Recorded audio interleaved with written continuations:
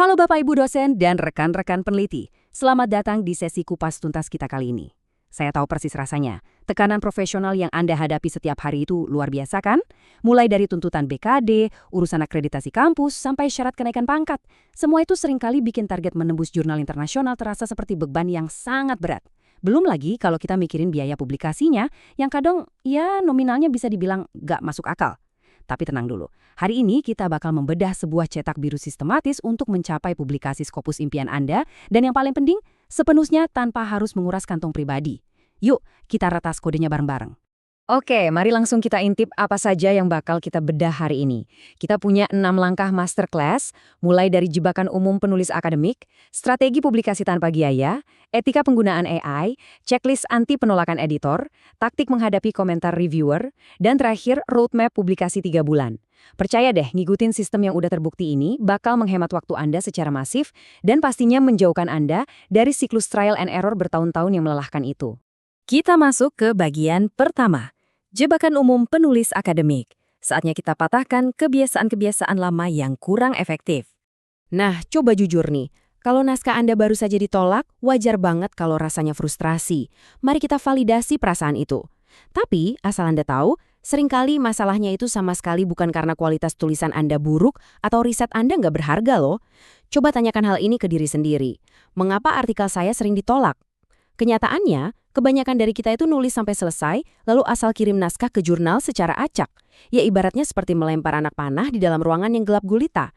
Kita gagal memahami apa standar spesifik dari reviewer atau nggak menyesuaikan lingkup riset dengan jurnalnya. Ini momen aha yang harus banget kita sadari sebelum beralih ke strategi yang lebih jitu.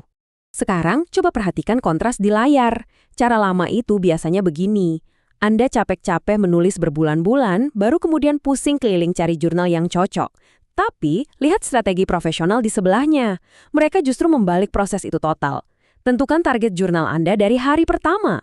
Pelajari template mereka, bedah artikel yang udah pernah terbit di sana, dan jadikan itu sebagai cetakan utama untuk kerangka tulisan Anda.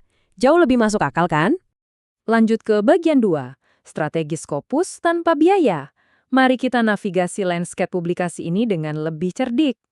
Memenuhi standar internasional yang tinggi itu tidak melulu berarti Anda harus bayar puluhan juta rupiah dari dana hibah atau tabungan sendiri. Kita harus paham satu istilah krusial ini, Free APC, alias Jurnal Tanpa Biaya Pemrosesan Artikel.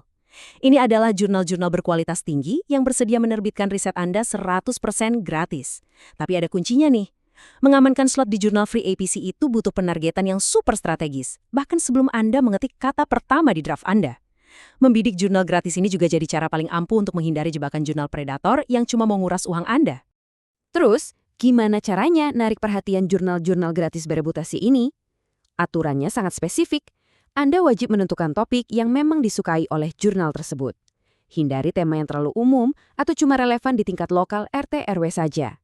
Fokuslah pada isu-isu terbaru, pastikan ada research gap atau celah penelitian yang jelas-jelas belum terjawab oleh peneliti sebelumnya, tunjukkan novelty atau kebaruan riset Anda, dan yang paling penting, pastikan isu tersebut punya gaung atau relevansi di tingkat internasional. Masuk ke bagian 3, alur logika dan etika AI. Kita akan bahas cara mempercepat penulisan draft, tapi tetap aman dan etis. Di era modern ini, kecerdasan muatan atau AI itu hadir sebagai alat yang luar biasa mutakhir. Tapi ingat, AI harus difungsikan sebagai akselerator saja, bukan jalan pintas untuk menggantikan substansi keilmuan Anda. Gunakan AI secara berurutan dan terstruktur. Pertama, minta AI bantu susun outline yang logis. Kedua, pakai untuk merapikan grammar bahasa Inggris Anda. Ketiga, manfaatkan untuk merangkai struktur paragraf supaya nadanya lebih pantas untuk akademik internasional. Dan keempat, pakai untuk urusan format referensi yang bikin pusing itu. Selalu ingat ya, otak dari risetnya tetaplah Anda. AI cuma asisten bahasa dan struktur. Bagian 4, checklist anti penolakan editor.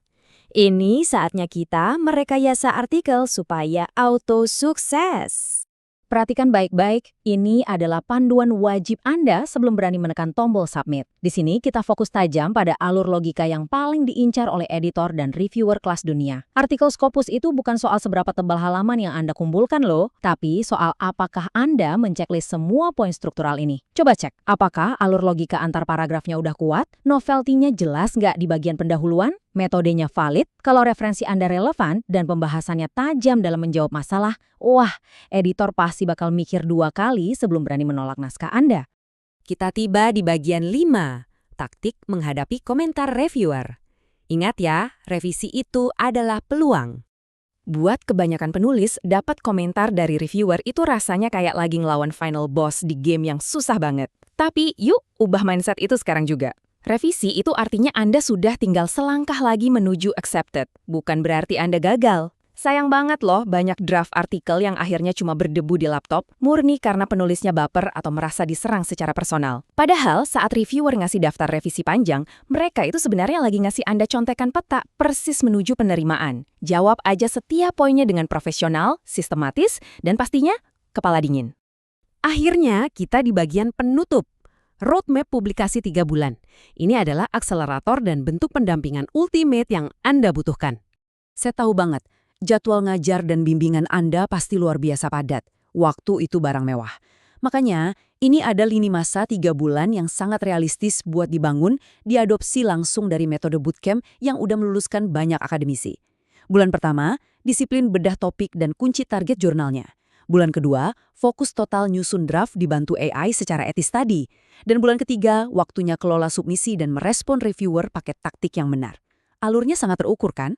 Sekarang, mari kita lihat realita keras di dunia akademik ini. Coba bandingkan antara berjuang sendirian versus pakai sistem bimbingan.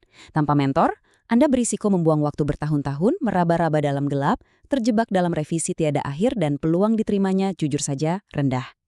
Sebaliknya, kalau Anda punya mentor yang udah haktam lanskapnya, waktu Anda jadi jauh lebih efisien. Revisinya sedikit karena draft awal udah sesuai standar sejak hari pertama. Peluang sukses otomatis meroket. Mentor itu fungsinya menjaga naskah Anda biar nggak keluar rel. Sebagai penutup kupas tuntas kita hari ini, ingatlah satu hal ini baik-baik. Pendampingan yang tepat akan benar-benar menghapus siklus trial and error yang menghabiskan usia. Nggak ada lagi alasan buat merasa sendirian dan stres mikirin tuntutan publikasi. Sekarang, saya mau meninggalkan satu pertanyaan buat Anda renungkan. Berapa banyak lagi waktu, energi, dan surat penolakan yang rela Anda kumpulkan sebelum akhirnya Anda memutuskan untuk pakai pendekatan sistematis yang udah terbukti ini? Keputusan ada di tangan Anda. Terima kasih sudah bergabung di sesi bedah materi ini. Tetap semangat meneliti dan sampai jumpa.